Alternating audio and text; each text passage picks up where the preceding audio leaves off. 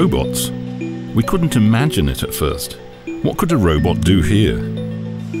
We just grew into it.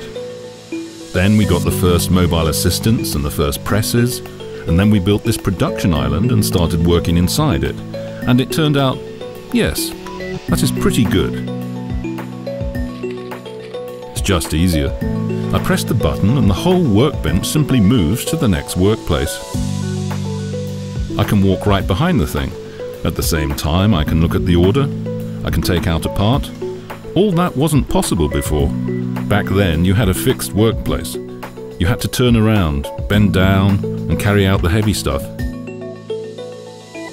That's why automation is there. It takes the physical work away from me.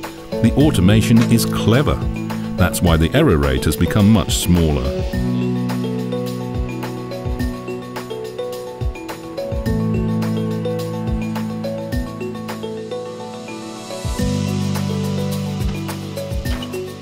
So work has not become more boring, it's more interesting now, more diverse. Everything that is automated I don't have to worry about as a worker, it happens automatically. But everything else I'm involved in needs my judgment, of course. That's my job. We all have our part, automation and people.